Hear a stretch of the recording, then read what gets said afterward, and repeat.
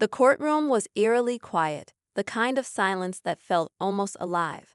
Every cough, shuffle, and whispered word echoed as though the walls themselves were paying attention. Judge Marcus Holloway, a man known for his stern but fair demeanor, sat at his elevated bench, flipping through a stack of documents. His black robe draped over him like armor, and his sharp eyes scanned the room occasionally, ensuring order. The morning had been routine so far: petty theft cases, a few minor disputes, nothing out of the ordinary. But that was about to change.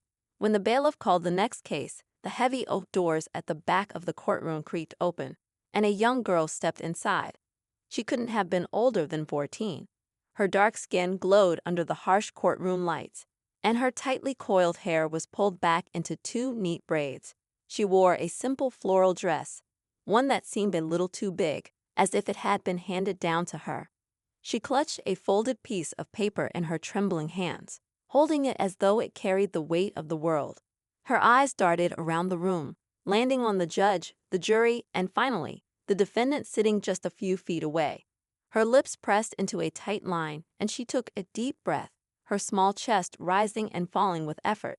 The girl's name was Amara. She had come here alone, and that fact wasn't lost on anyone in the room. No parent or guardian accompanied her, no lawyer stood by her side.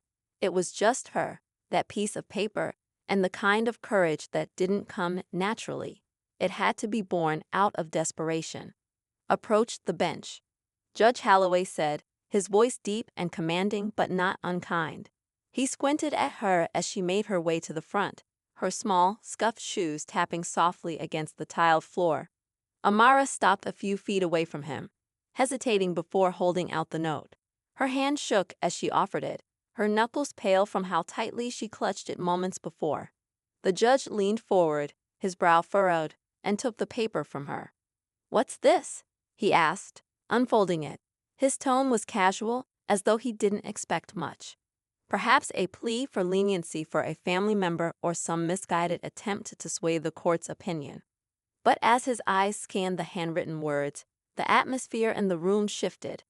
The judge's face, usually an impenetrable mask, showed something rare: shock. His mouth tightened, and his eyes narrowed as he read further. He stopped midway, looked up at Amara, then back down at the note, rereading it as if to confirm what he'd just seen. The room buzzed with curiosity. Lawyers exchanged puzzled glances, and the jury leaned forward in their seats.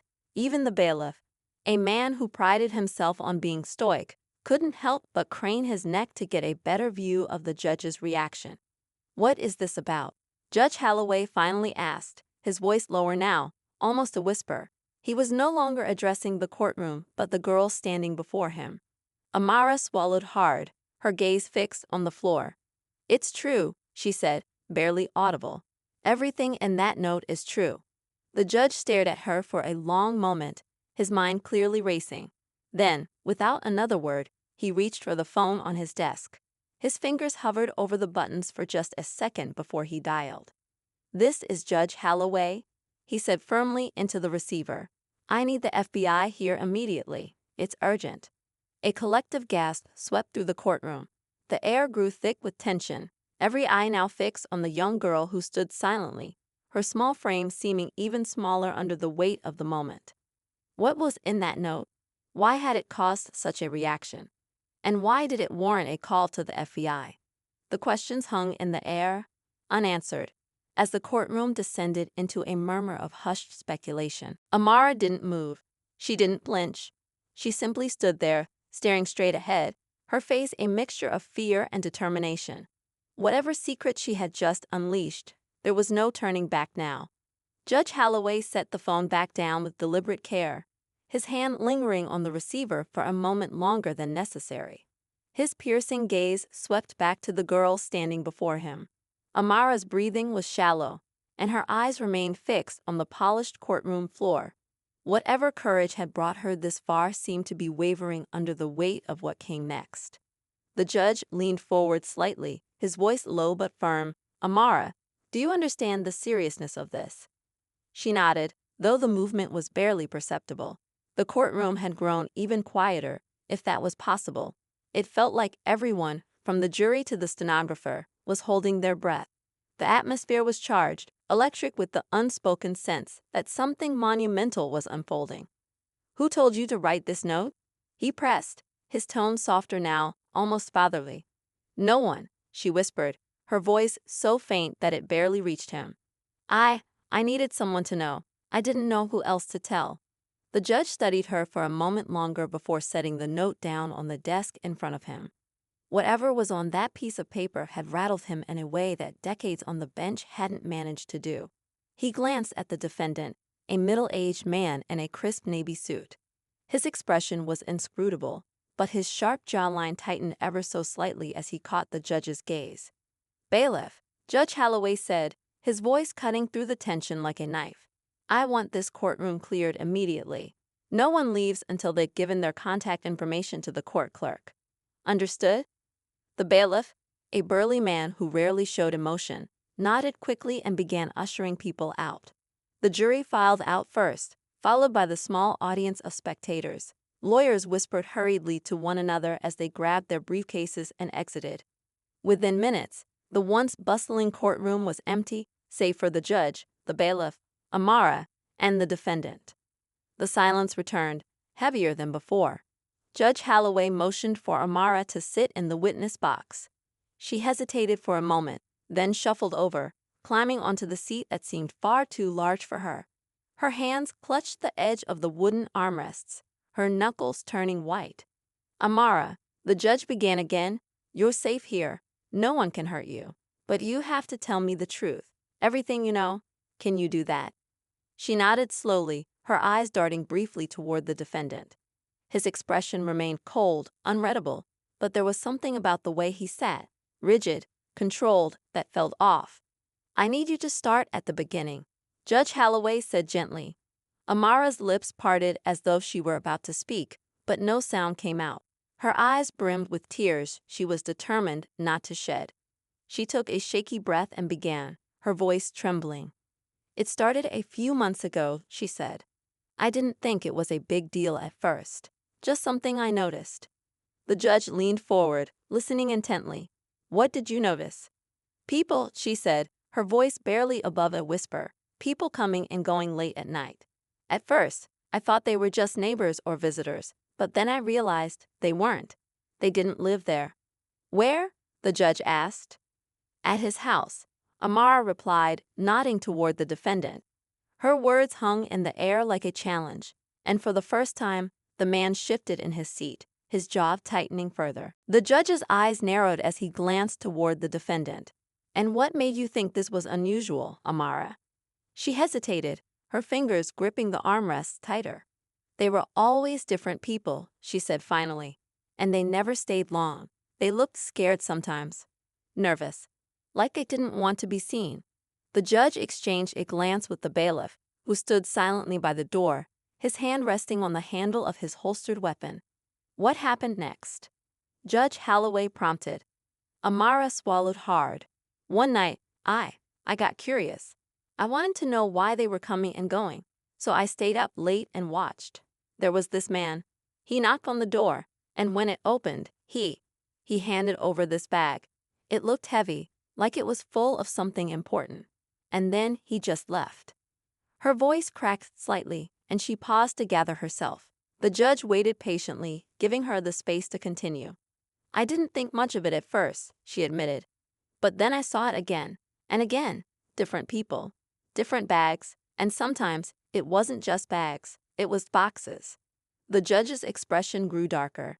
"Did you ever see what was inside?" Amara shook her head.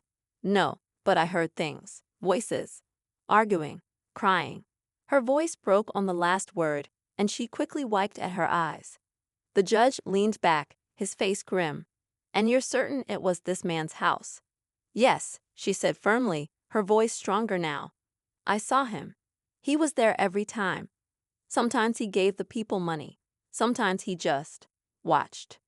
Judge Holloway glanced toward the defendant again, his gaze sharp and probing.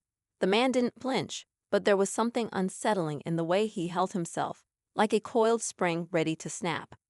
"Why did you decide to write the note, Amara?" the judge asked, returning his attention to her. Her small shoulders slumped slightly, and she looked down at her hands. "Because one night, I saw something I couldn't ignore," she said softly. The judge's eyes narrowed. "What did you see?" Amara's voice dropped to a whisper. "A girl. She was about my age. They brought her to the house, and she didn't come back out." A chill ran through the room, and even the bailiff's stoic expression faltered. Judge Holloway sat back in his chair, his hands folded tightly together. "Did you tell anyone else about this?" he asked. She shook her head. "No one would believe me," she said.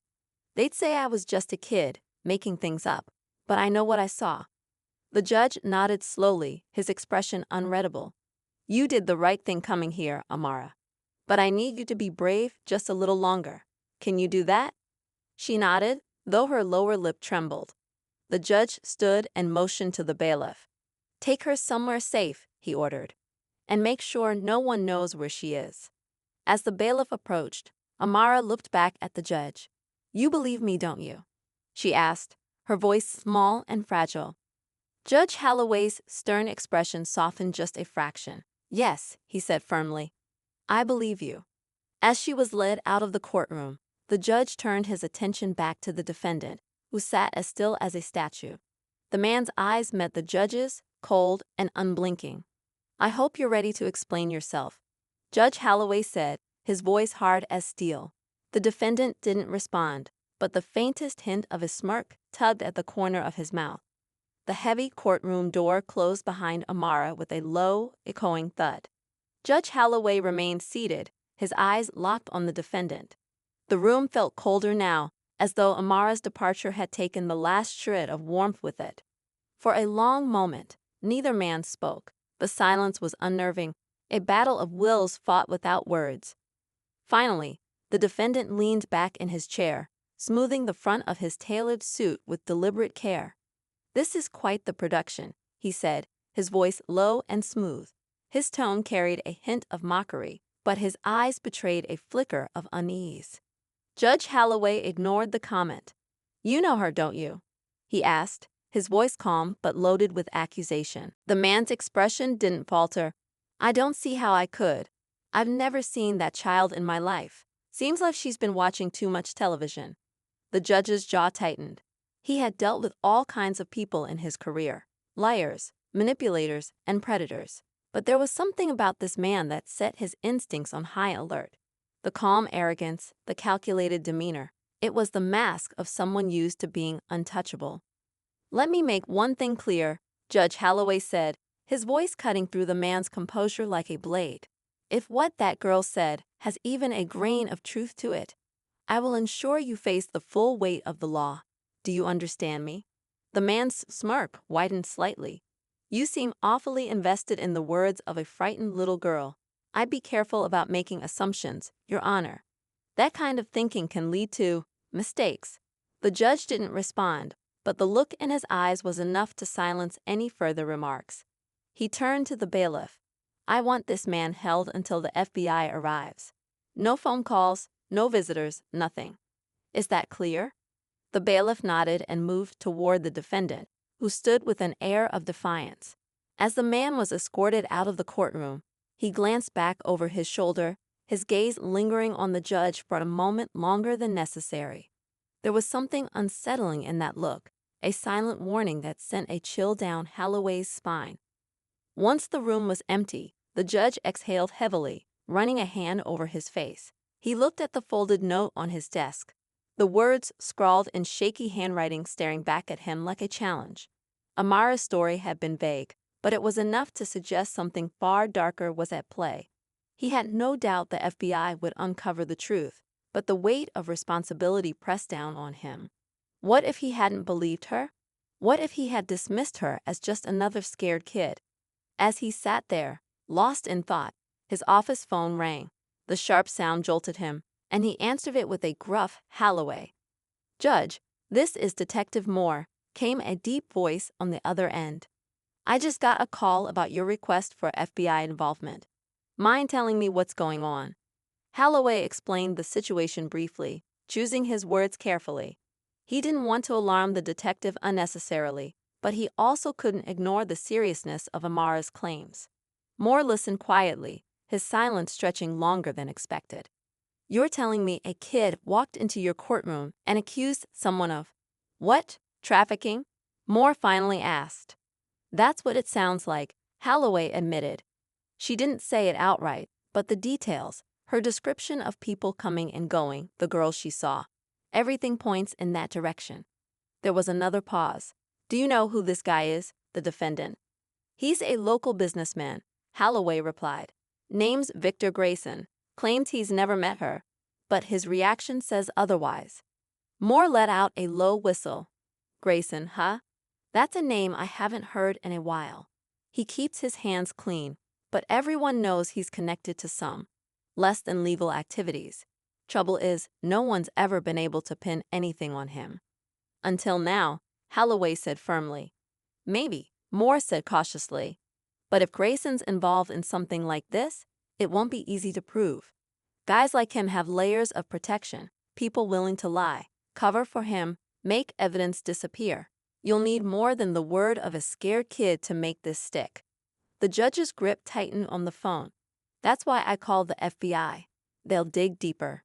Moore sighed. Just be careful, Judge. Grayson's not the kind of man who takes kindly to threats, legal or otherwise.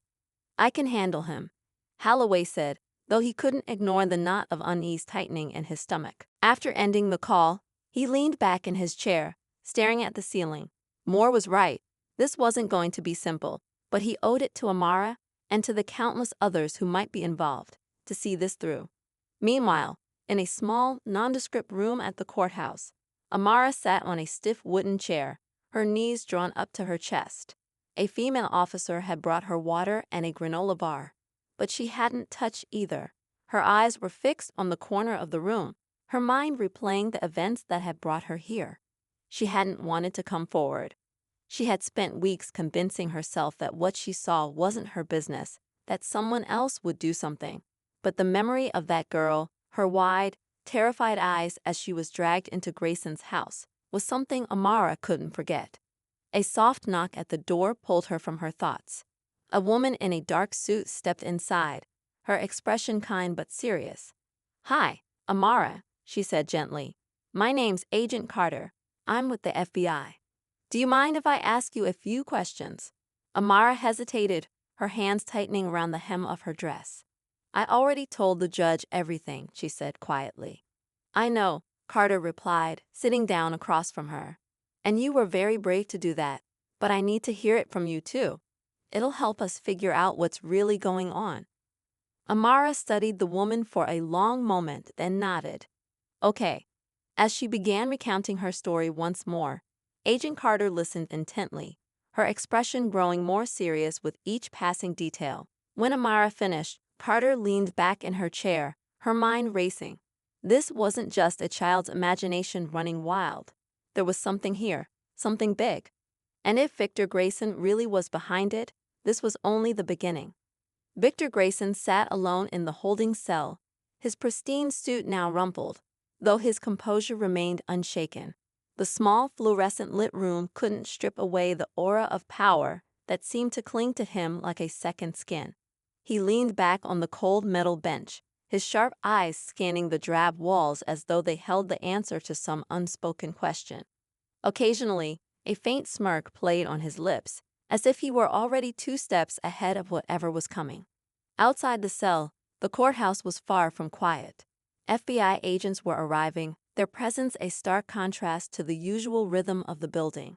Agent Carter, now joined by her partner, Agent Daniels, stood in the hallway discussing the case. Carter's expression was resolute, but Daniels looked skeptical as he flipped through a thin file containing the initial details of Amara's testimony. You really think we've got something here? Daniels asked, his voice low but edged with doubt. This girl's story, it's compelling, sure, but it's just words right now, no hard evidence. Carter's jaw tightened. I've been in this line of work long enough to know when something's off, and this is more than a kid's imagination. Amara described patterns, specifics. People coming and going, the bags, the girl. And if you've looked into Grayson's record, you'd see that he's been untouchable for years. But every untouchable man has a weak point. Maybe this girl is ours. Daniel sighed, still unconvinced. We'll need more than a weak point to take down someone like him. If this really is a trafficking operation, there's an entire network to uncover, and Grayson won't give us anything willingly. Carter's eyes darkened. Then we'll find another way. Meanwhile, Amara sat in a small conference room under the watchful eye of a kind-faced social worker. The young girl had grown quieter as the hours passed, the weight of her decision to come forward pressing down on her small frame. The reality of the situation was beginning to sink in. What if no one believed her? What if Victor Grayson came after her? The fear was a constant hum in her mind, but she kept replaying the memory of the other girl, the one who never came back out of the house. That image gave her the courage to stay. Agent Carter entered the room, her movements deliberate but gentle. She knelt beside Amara's chair, meeting her eyes at the same level. "Amara," she said softly, "you've been incredibly brave. I know this is scary, but we need your help a little longer. I'm going to ask you a few more questions, and I promise we'll do everything we can to keep you safe." Amara nodded, her voice barely audible. "Okay." Carter pulled out a notepad and pen, but her tone was conversational rather than interrogative. "You said you saw people coming and going from the house late at night. Do you remember what any of them looked like? Anything specific about their cars or clothes?" Amara thought for a moment, her brow furrowed. "There was one man," she said slowly. "He came a lot. He had a big black car, and he always wore a hat. He looked nervous, like he didn't want anyone to see him." Carter jotted this down. "Did you ever hear them say anything? Maybe when they were outside or near the door?" Amara hesitated, then nodded.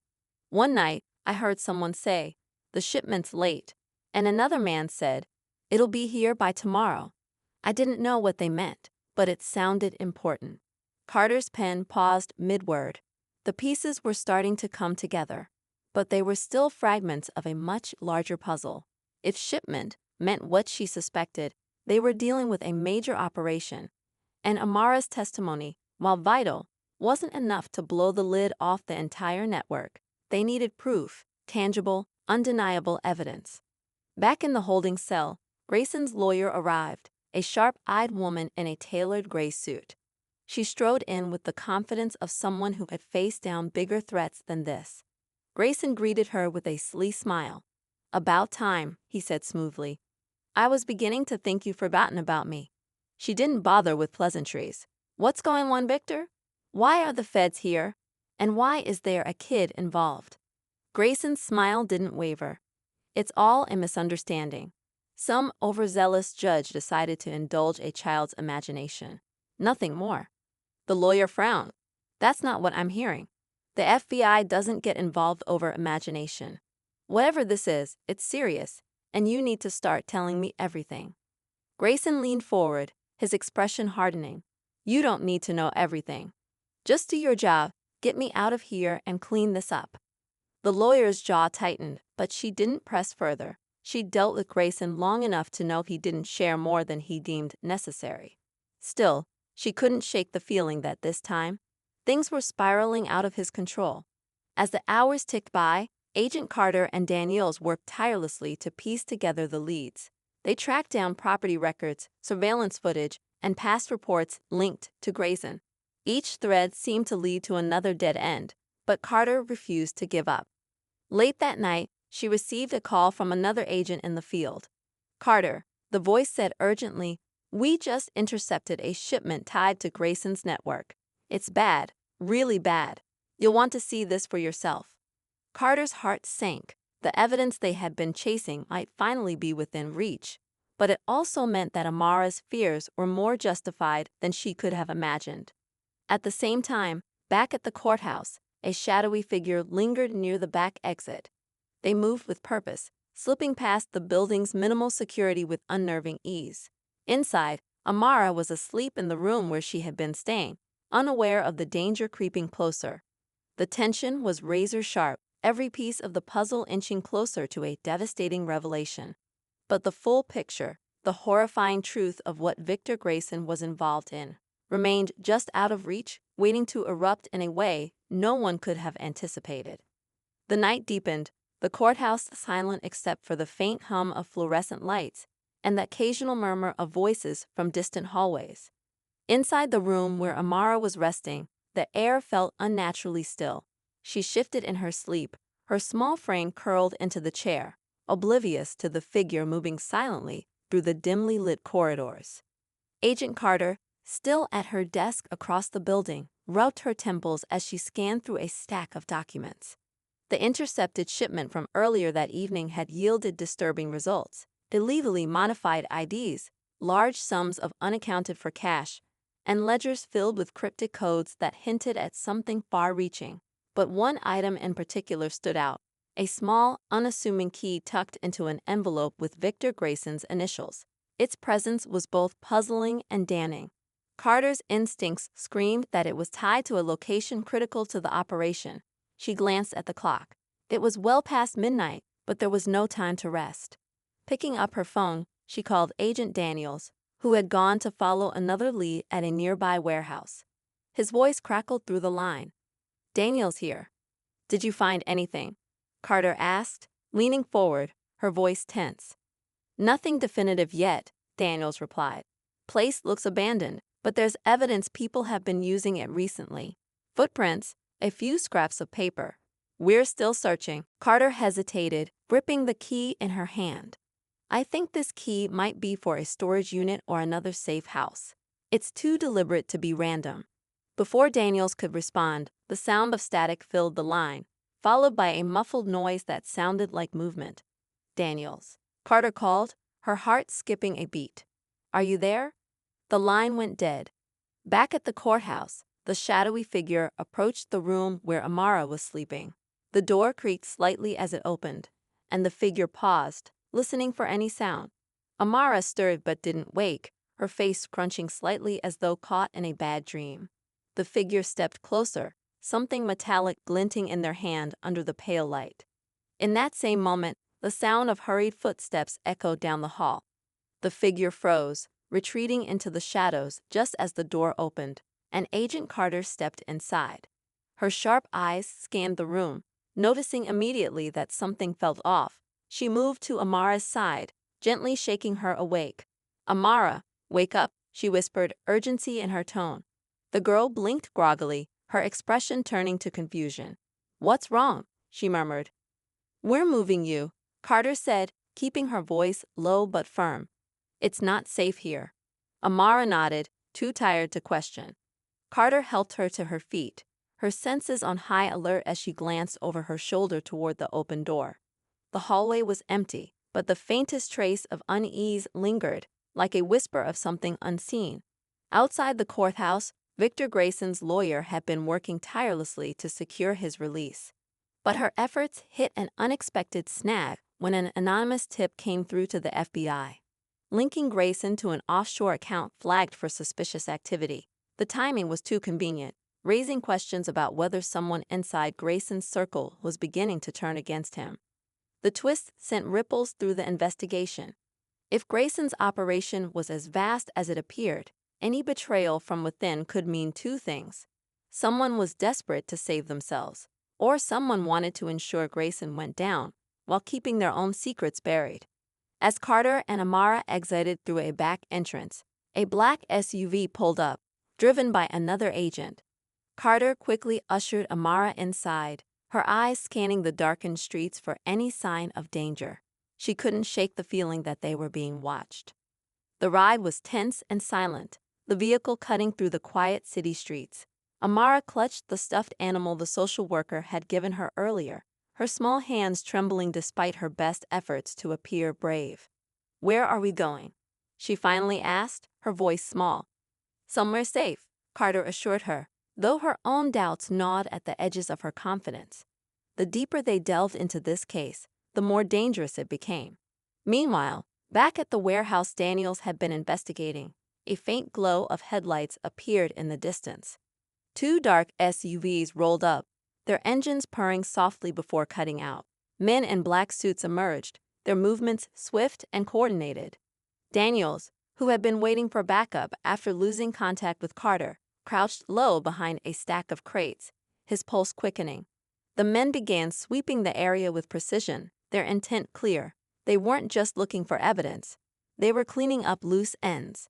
Daniels gritted his teeth, his mind racing. Whatever was in this warehouse, it was important enough for Grayson's people to risk exposure. Back at the courthouse, the shadowy figure who had nearly reached Amara slipped out through a side door. They pulled a phone from their pocket, typing out a quick message. Asterisk asterisk, the girl is gone. Waiting for instructions. Asterisk asterisk, a moment later, the reply came through. Asterisk asterisk, find her. No loose ends. Asterisk asterisk. As the car carrying Amara and Carter sped toward the safe house, Carter's phone buzzed with an incoming alert. The message was from Daniels' team, and her stomach dropped as she read the words. Asterisk asterisk, Agent Daniels unresponsive. Possible hostiles at warehouse. Situation escalating. Asterisk asterisk. Carter's grip tightened on the steering wheel as the pieces of the puzzle shifted once again. The stakes were no longer just about exposing Grayson's operation. They were about survival. And whoever was pulling the strings wasn't going to let this end quietly. The safe house was tucked away on the outskirts of the city, an unassuming brick building that blended seamlessly into its quiet surroundings. Carter, with Amara by her side, stepped out of the SUV, her every sense heightened.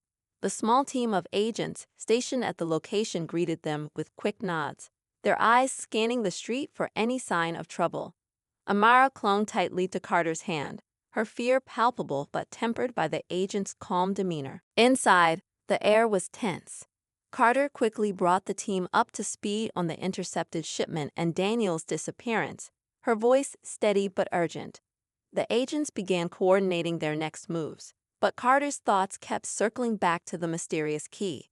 It felt like the final piece of the puzzle, and her gut told her it would lead them straight to the heart of Grayson's operation. As the agents secured the perimeter, Amara sat on a worn couch in the corner of the room. She hugged her knees to her chest, her wide eyes taking in the activity around her. Carter crouched beside her, speaking softly. You're safe here, Amara. I need you to be brave just a little while longer, okay? Amara nodded, but her voice wavered as she whispered, What if he finds me? He won't, Carter said firmly, her tone leaving no room for doubt. We won't let that happen. Meanwhile, back at the warehouse, Daniels was still hiding behind the crates, his breath shallow, as the men combed through the building. One of them stopped near a metal locker, pulling out a small black bag. Daniels couldn't see what was inside, but the urgency with which the man secured it told him it was important. Before he could decide his next move, his radio crackled faintly, a mistake he realized too late. The men's heads snapped in his direction, and he barely had time to draw his weapon before shots rang out. The firefight was brief but intense, and Daniels managed to slip away in the chaos.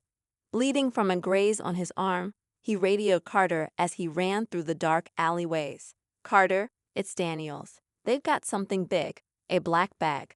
I couldn't get to it, but I think it's connected to the key you found. Carter's heart raced as she processed his words. The key, the shipment, and now the mysterious bag. They were all pieces of a larger, darker picture. But the clock was ticking, and she knew they had to act fast before Grayson's people could cover their tracks. As dawn began to break, Carter made a decision. She contacted the team analyzing the intercepted evidence and asked them to focus on tracing the origin of the key. Hours later, they got a hit. The key matched a high-security lock for a storage facility just outside the city, one registered under an alias tied to Grayson. Carter didn't hesitate. She and Daniels, now bandaged but determined, led a small team to the location. The storage facility was eerily quiet, the morning light casting long shadows across its rows of identical units. They located the unit linked to the key and prepared to breach. Carter inserted the key, the click of the lock echoing loudly in the stillness. Inside, the unit was packed with crates and file cabinets, the air thick with the smell of dust and secrecy. Carter's eyes immediately landed on a crate labeled with a strange symbol, a mark Amara had mentioned in her description of the bags she'd seen. As the agents began opening the crates, their findings were chilling: passports, photographs, and detailed records of individuals, many of them children. The ledgers contained coded transactions and dates, implicating Grayson in a massive trafficking operation spanning multiple countries. But then, Carter's gaze fell on a single folder sitting atop one of the crates. She opened it and froze. Inside were photographs of Amara, along with detailed notes about her daily routines and family. One entry, dated just a week before, read, **** target acquisition imminent. ****. Carter's stomach turned. Grayson hadn't just been running a trafficking ring. He had targeted Amara specifically, likely as leverage against someone in his network. But why? And who? The question swirled as she carefully collected the evidence. Suddenly, Daniels called out, holding a tablet he had found in the crate. "Carter, you need to see this." On the screen was a live feed from a hidden camera, showing the interior of the safe house where they had left Amara. Carter's blood ran cold. Grayson's people were already one step ahead, and the realization hit her like a freight train. The safe house wasn't safe at all. It had been compromised. She grabbed her radio, barking orders to the team at the safe house. "Get her out of there now. It's a trap." But before the response came, the feed on the tablet flickered, and an ominous voice spoke. ****, you're too late. ****. The screen went dark. Carter's mind raced. This wasn't just about Amara. It was about sending a message. Grayson's reach extended further than they had anticipated, and now the stakes were higher than ever. As the agents scrambled to regroup and secure Amara, Carter realized the battle wasn't just about bringing Grayson down. It was about ensuring that no one else would ever be caught in his web again. But as the storage unit's lights flickered ominously, Carter couldn't shake the feeling that they had only scratched the surface of something far more dangerous than they had imagined.